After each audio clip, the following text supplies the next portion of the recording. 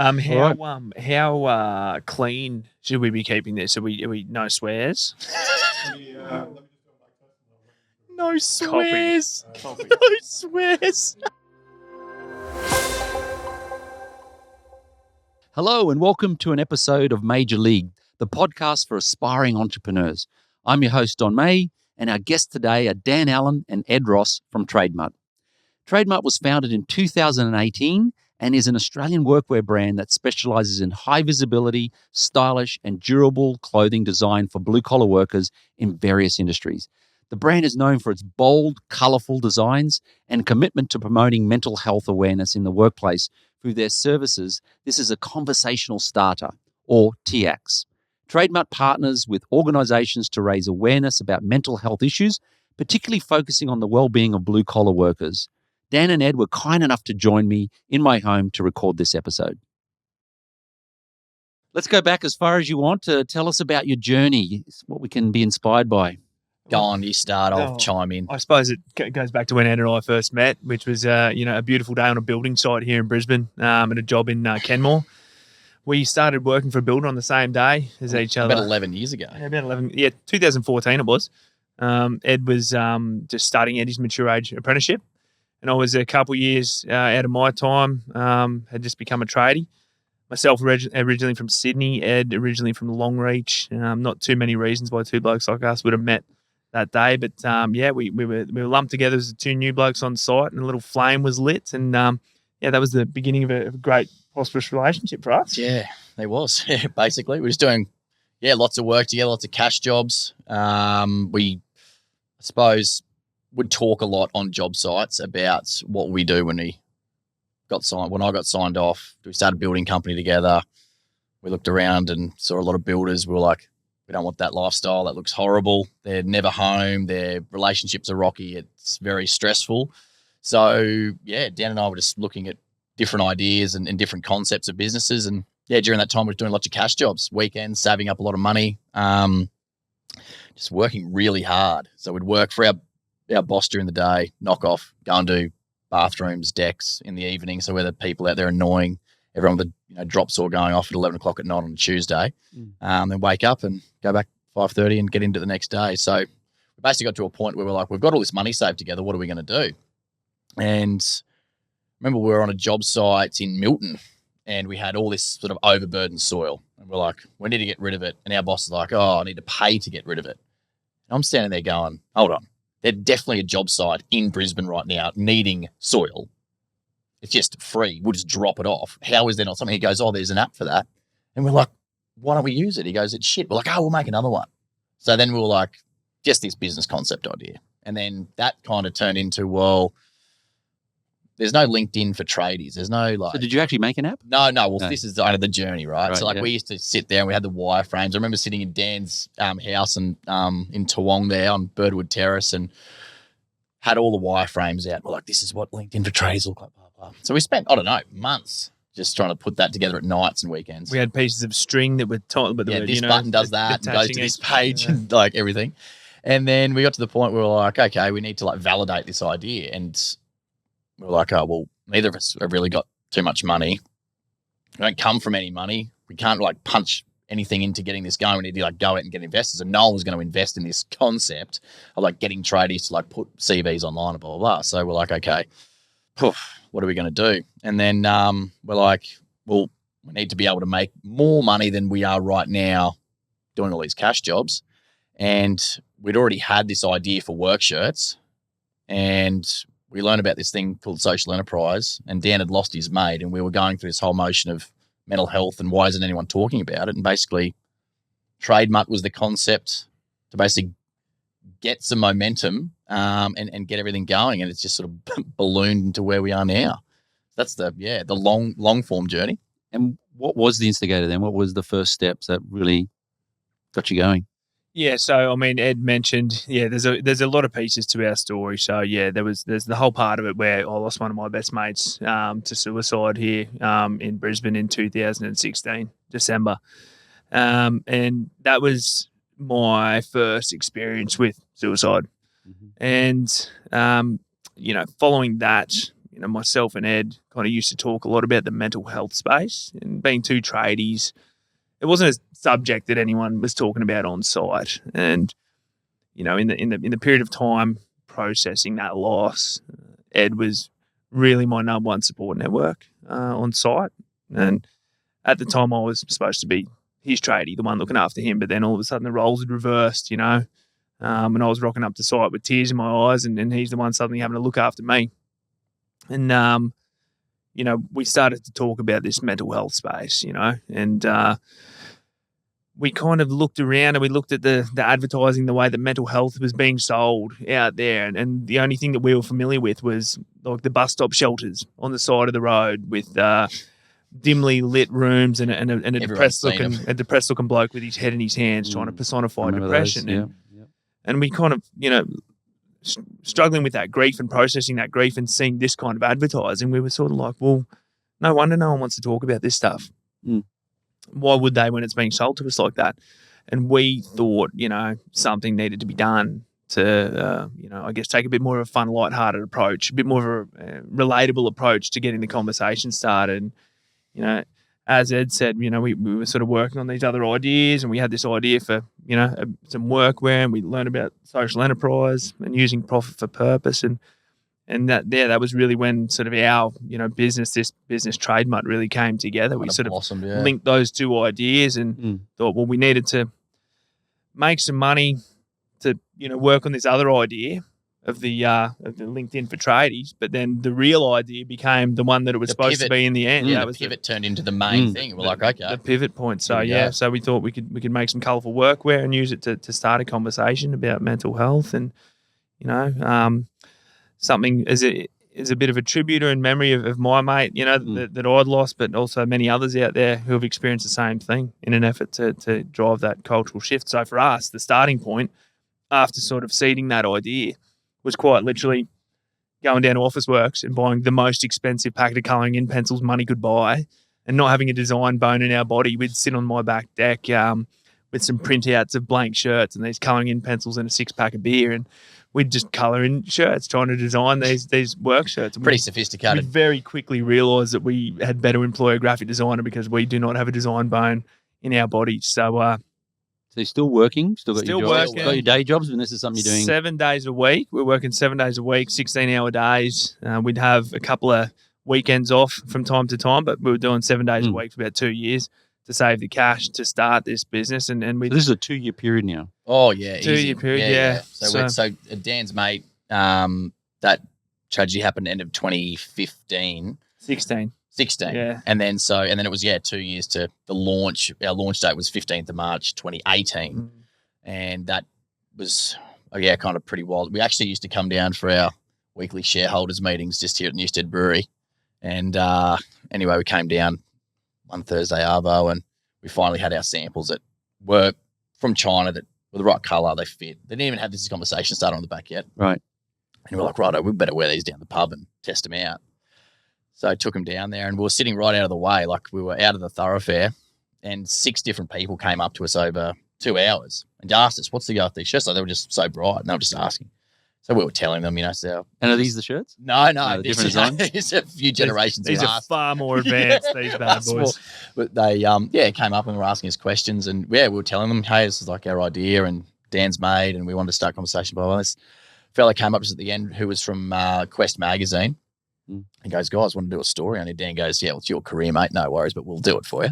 So we go down to the New Farm Park, take some photos, and he was going to put it in the paper next week. This time we were doing a job at Ashgrove, and Dan was working in the office for the builder we were working for at this stage, and I got a phone call. This random number came up and answered it, and I said, hello. And this lady goes, it's Jessica Mum from Channel 7. Is this Ed Ross from Trademutt? I was like, this is a stitch up. I'm like, someone's, so one of our mates' girlfriends or missos ringing us up to stitch, because no one's ever said, are you Ed Ross from Trademutt? Like, at this stage, you were Ed Ross from nowhere. I was Ed Ross, the third-year carpentry apprentice. Yeah. And anyway, I said, yeah. And she goes, it's Jessica Mum, we want to put you on the news. And I was like, oh, awesome. She's like, I saw your Quest, mate. I was like, oh, unreal. So when do you want to do it? And she goes, we want to film you in the next 2 hours. I was like, holy fuck. So I dropped all the tools, rang Dan, mate, got to get home, because there's only 2 shirts in the world. I drove home, packed the tool trailer up, came back.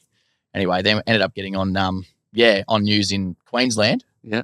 And long story short, we'd been doing this other cash job for these brothers who had an online denim jeans business, and we were kind of doing a bit of it, which we got ripped off in the long run because our work was a lot more expensive than what they did for a Shopify store, but they were working at a Shopify store. And we said, rang Guy up. I said, Guy, we have to be on the news in an hour and a half. I was like, is this website good? He's like, yeah, it's all good. Just tell us how much product you have. So I said to Dan, I was like, all right, we had 30 grand in cash. So I divided it into how many SKUs we needed and extra small to 3XLs, and we just ordered whatever and just went bang, ordered 30 grand's worth of shirts, sent it to China, put them on the website, launched on Channel 7, boom, just blew up.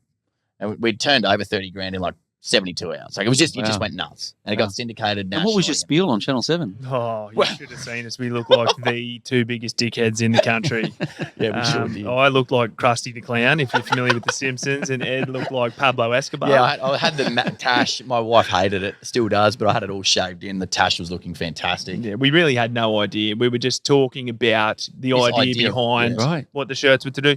But what were you saying? Like, buy this shirt and how much gets donated? So it wasn't even that. It was just we're just like we're starting this thing. We want to start conversations about mental health. We're two chippies. We're making funky work shirts to wear to work, and that was the basis of it. Right. So they want to start conversations about mental health, and that was it. Yep. And so I just started, and then people were like, "That's a great concept," and so it just took off. And the interviewer's not asking you what else you're going to do and how. No, because we had no idea, right? So we're like, we just got this idea, and they blew up. How awesome is that? They were getting us to do some carpentry work for B-roll on the news. Yeah, you had to pat it out a bit. I'd been working in the office at the time, and they said, can you do something? I was like, yeah, no worries. So I picked up a fix-out gun and I held a few bits of skirting board together, and I was like, can you get this shot, And I was looking at the camera like this. Unbeknownst to me, there was a piece of cardboard that was protecting the floor that had folded up and was in the mitre joint. Dan shooting it off. Which is not supposed to be there. Like, it's just not supposed to be there. But I wasn't looking at that. I was looking at the camera.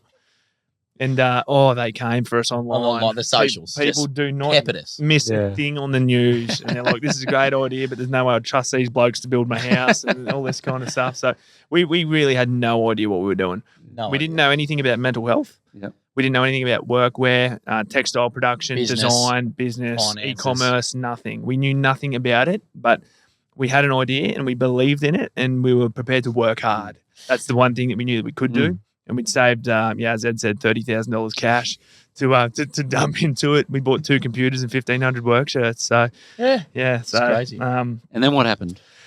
Well, we just got out of hand in regards to like, okay, now we've got this, we've pre-sold all this product. We've got to get it from China. We've got to get over there and make sure we haven't, sent our money away and it's just never going to see it again. So we flew over there and, went to Canton Fair and checked out and saw the manufacturing and we're like, okay, there's product coming, and finally came, and it was How long did you ship the orders? It took 3 months to get here. And then once it got here, big pre-sale. Yeah. My wife and I think I might have even just been engaged then, but we were living with some housemates over in Morningside and had a big deck. And Dan obviously came over. My mum was there, my sister. We just laid out this big production line on the back deck. And we had this, we've always wanted to obviously be different. And one of the big key things for us is that we really wanted to send our shirts out in something that wasn't just a mailing satchel. So we got custom made tubes. Anyway. Like a poster tube? Like a poster tube. That's a cool idea. Obviously carting a heap of air from China, cost us a fortune. Weren't really doing our, unit economics back in those days. So anyway, we're there, we're shoving all these shirts in, we're using sender, we're putting the label on the outside. Anyway, we busted through all the orders, maybe in 2 days, 2 big days of just putting all the orders How many orders was it? Oh, God. And was it a sellout? So it was like this. We sold it. Yeah, we might have had some extra smalls or 4XLs left over, but we this was part of the challenge for us because in the world of fashion and textiles, there's a size curve. Like, you don't just order the same quantity of everything, extra small through 3XL. We didn't know that. Yeah. We just went a flat. Let's get a flat. Yeah, there's that many people. They'll order it. We didn't know that. So there was we didn't have any size data at that point in time. So a lot of learning straight up. So we sent all them out, but happy customers, right? Well, they were. I was on customer service, so I was managing expectations a bit. Some people thought it was a scam. I was defiant. We're not a scam. It's all good. You got to get your product.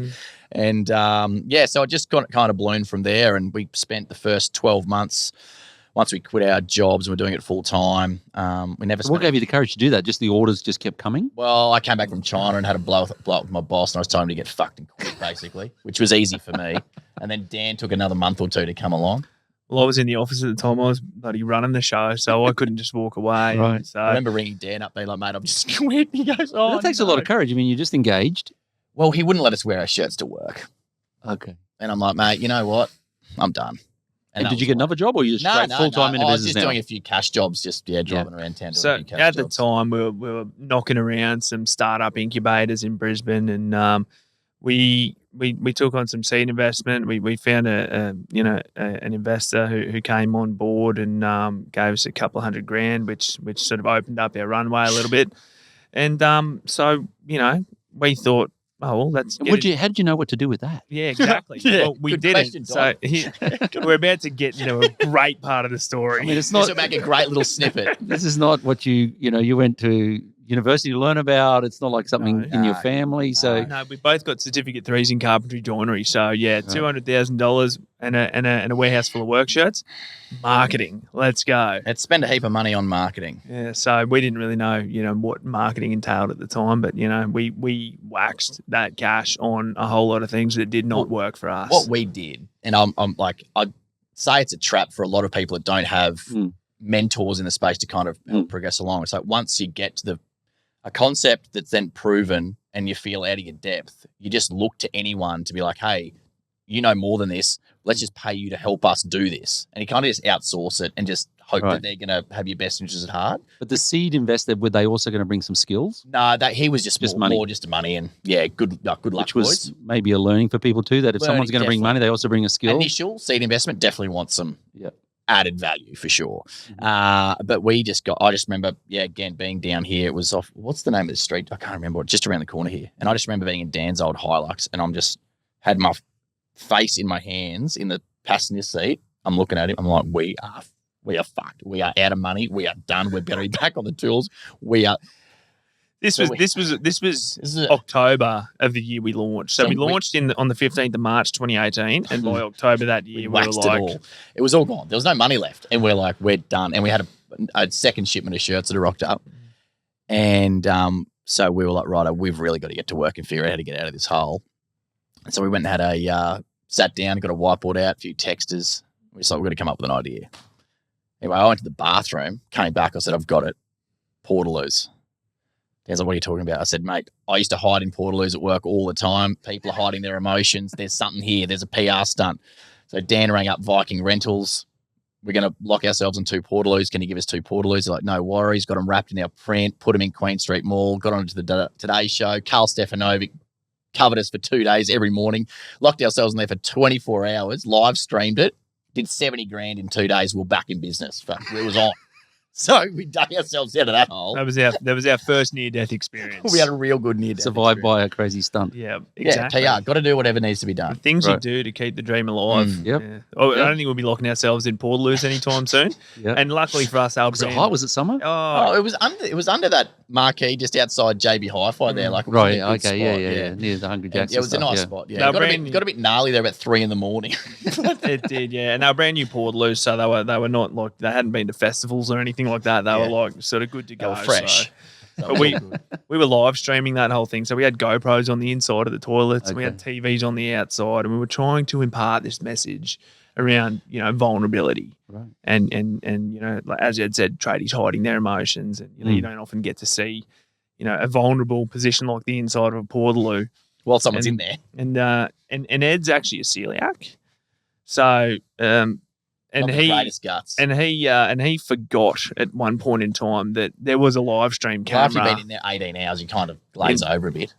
and the shrieks from the crowd in Queen Street Mall when the TVs were broadcasting him about to, relieve himself in the Anyway, I think it might have helped with the sales number. We're not sure. the shrieks. Jury's still out on that. I don't think anyone understood what the whole thing was about, but the fact was, in 24 hours, he ever made 70 grand. It was just like, mate. Oh, congratulations. And then what happened? Well, So this became the business. So Trademutt, the social enterprise. So, work shirts designed to start conversations about mental health. And as we say, make the invisible impossible to ignore. So We had customers. We were sending shirts out. We were getting feedback from the community. The community activation really started to work. We had building sites and mine sites and, rural and remote communities and farming communities getting on board these shirts. It was just really embraced by the blue collar community. And we hadn't spent $1 on marketing for the first 12 months. Like, hadn't spent a penny. It was After just that, blowing the 200K. yeah. But I mean, as in, like, there was we never done a Facebook ad. Like, the marketing we were paying for was all just bullshit. Like, it wasn't actually doing anything. Money,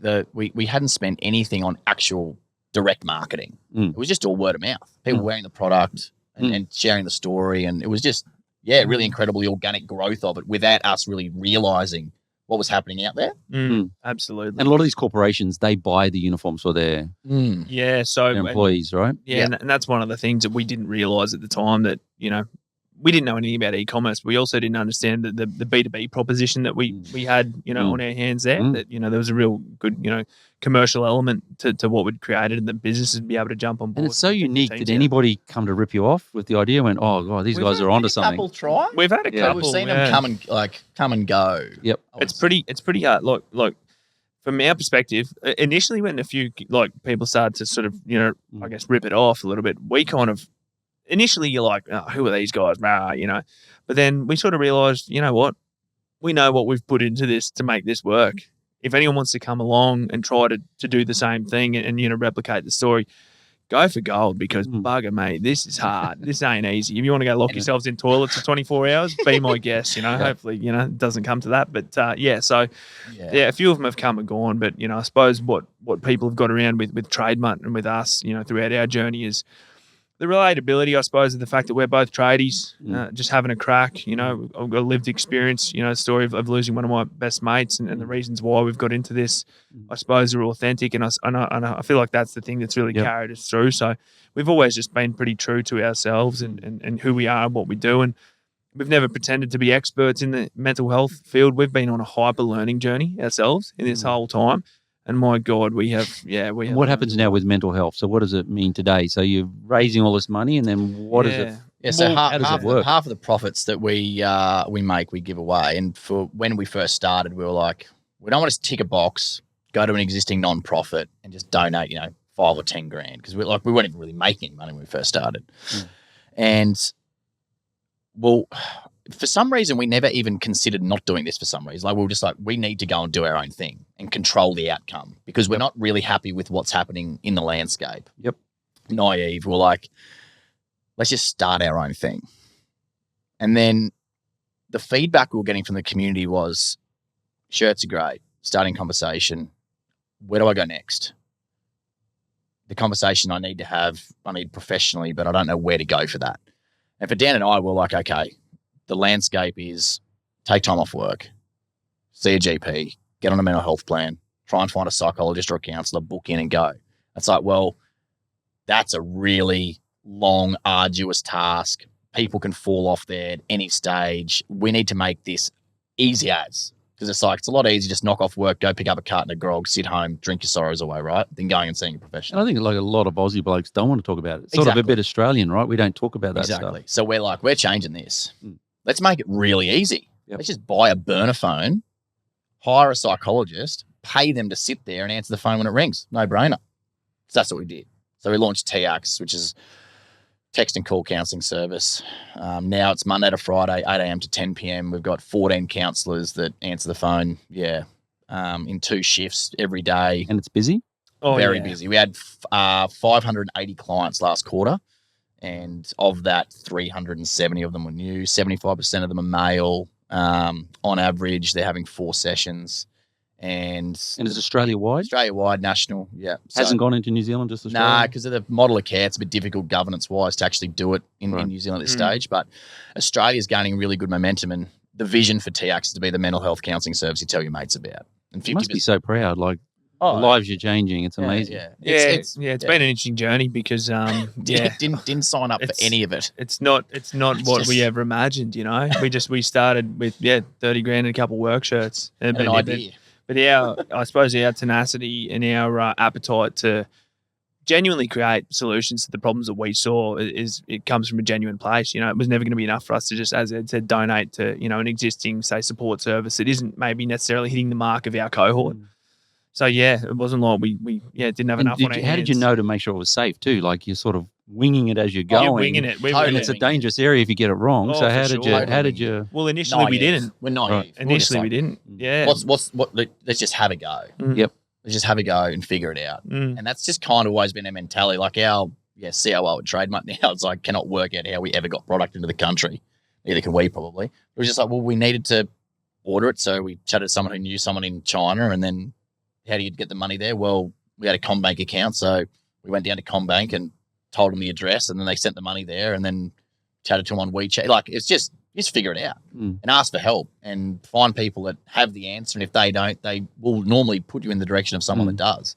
That's pretty much just been our journey of just finding that next person to help us solve that next problem and just keep putting our hand up, asking for help, which obviously plays in to the whole business model that we've got, which is reach out, ask for help, help-seeking behaviour. So it's like, yeah, it's pretty cool. And do corporations support it now? Because obviously a lot of this is such a good thing for the business as well. Massively. Yeah. We've got. Could they be helping you advertise? Well, Not so much even your product, but just the service itself. Yeah, Like, so surely it's a positive service. The service has received no government funding, so we're completely privately funded. Trademutt is a top tier alliance partner, so we fund 3 full-time counsellors.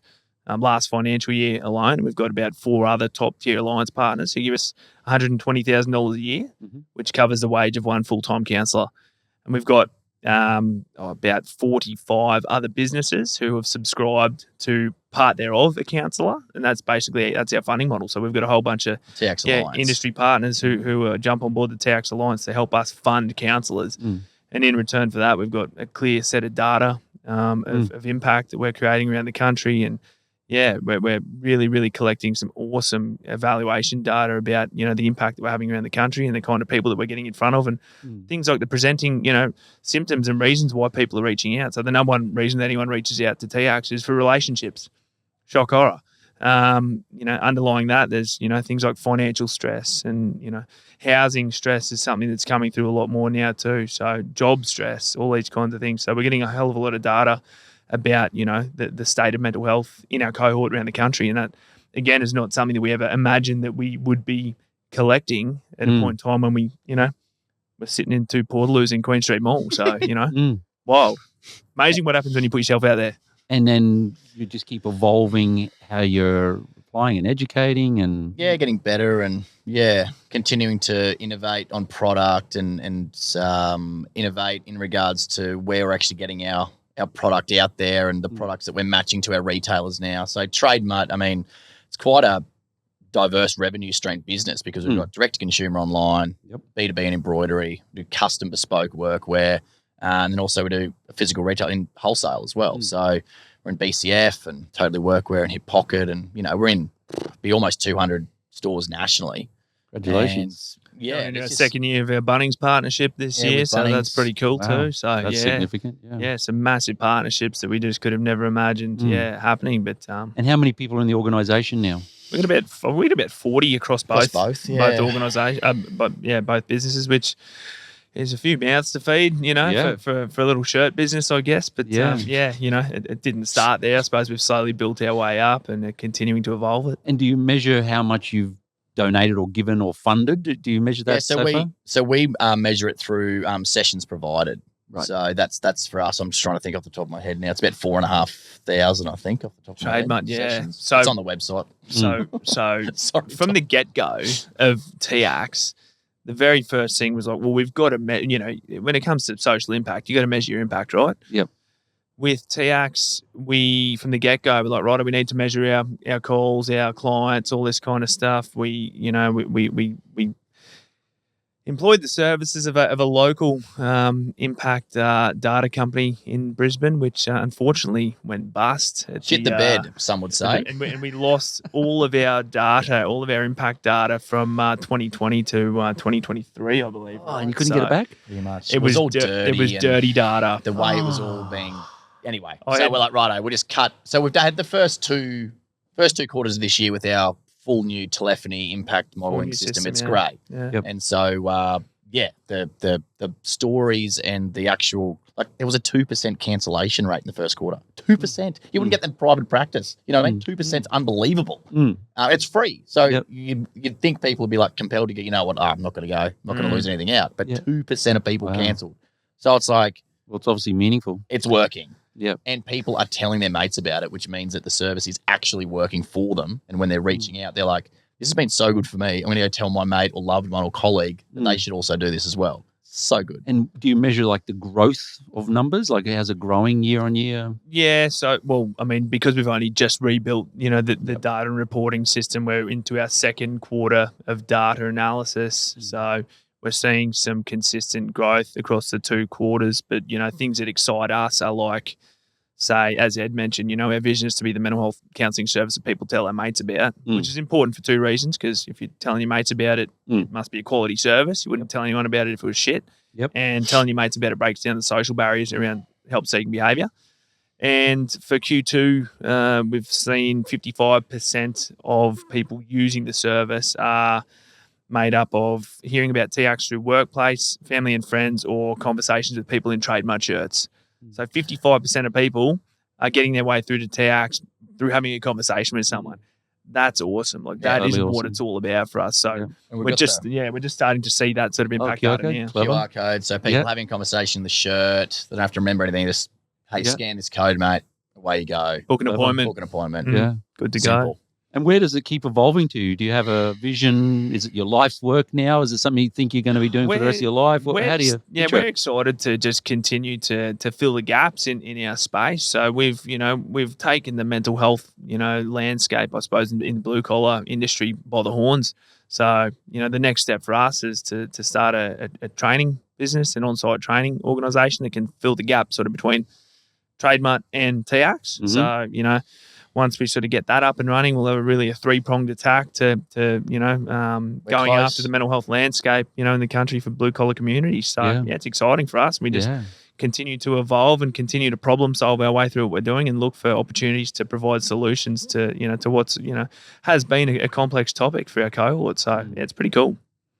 So young entrepreneur watching this, male, female, they're reflecting, and you think, what's like the 3 big learnings you say, like if I had my time all over again, if someone had told me these 3 big things, what would it be?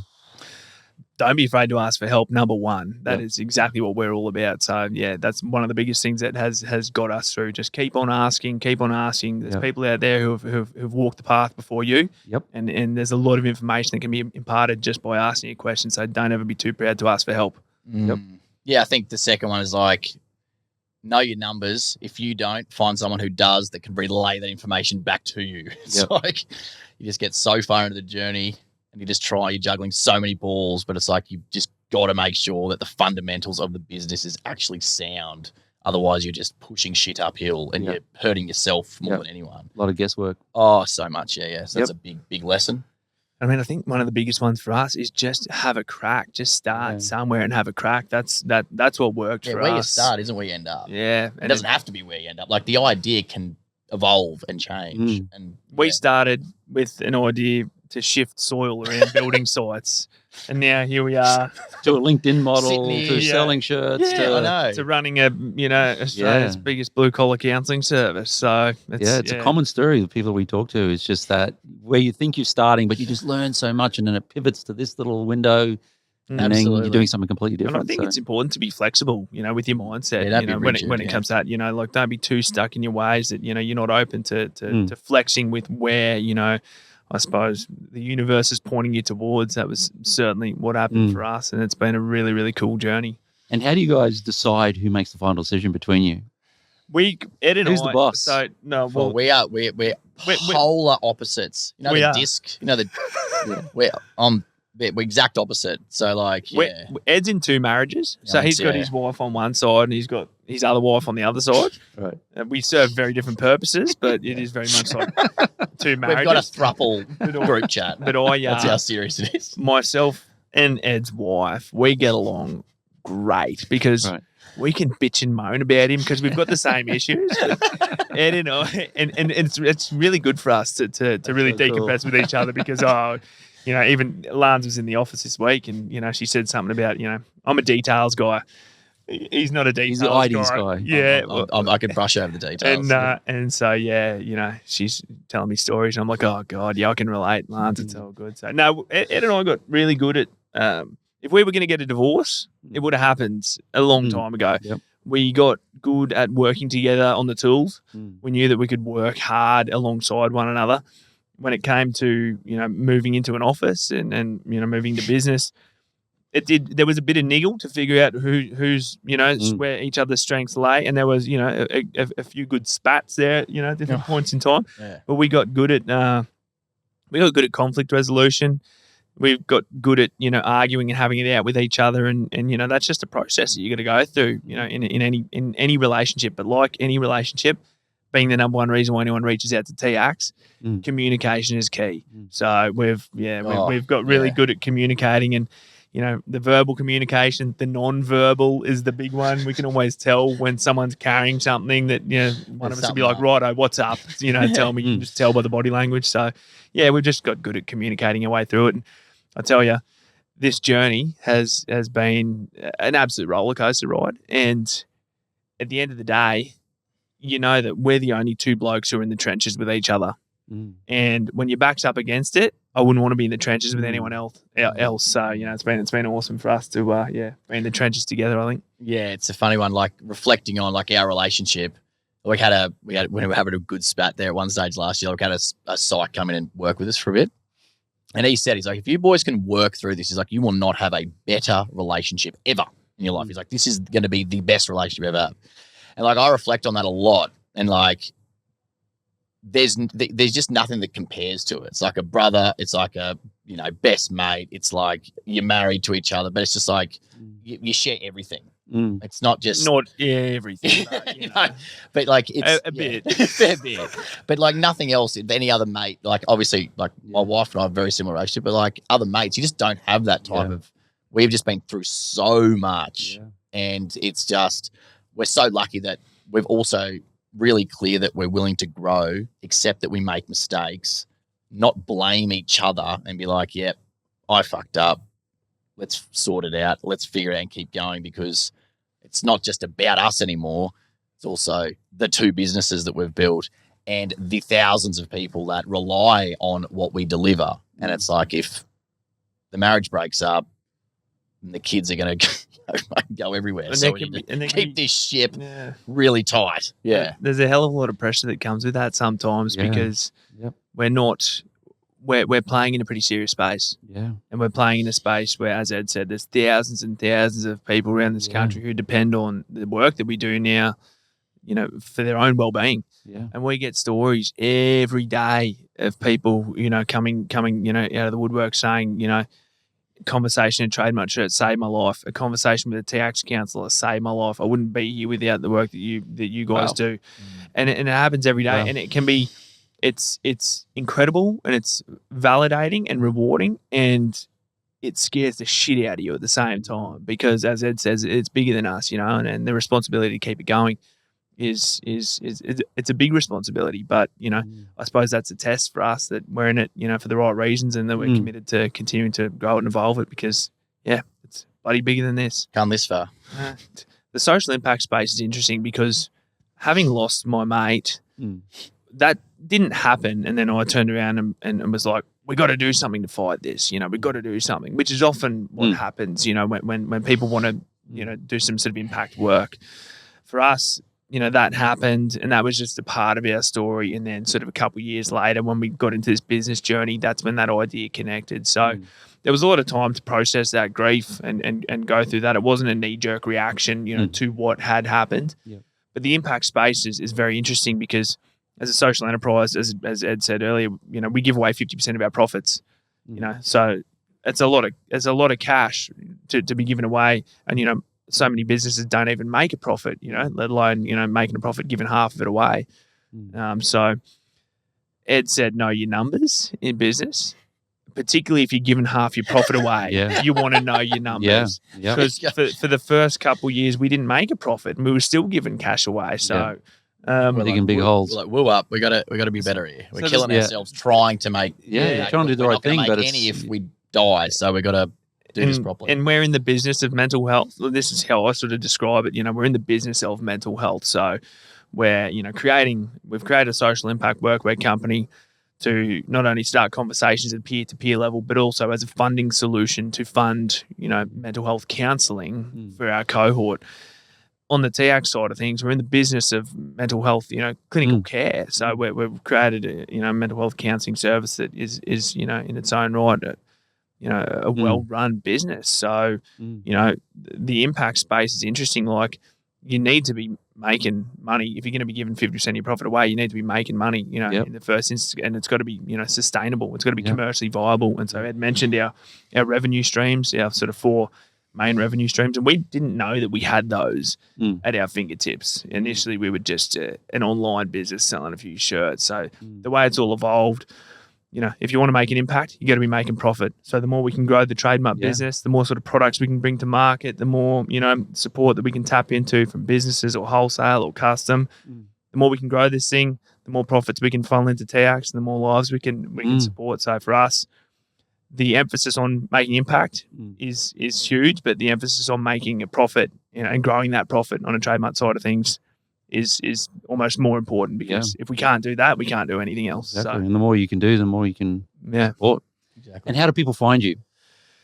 Just drive past the building site and keep an eye out for a colourful work shirt. They're right there. People tell us they're everywhere. No, so Trademutt, everywhere Trademutt. Trademutt.com is a website, MUTT, like a dog, and TIACS.org for the counselling service, and for any blue collar workers who might be needing some counselling out there, Monday to Friday, 8 a.m. to 10 p.m. Text or call 0488 469 88.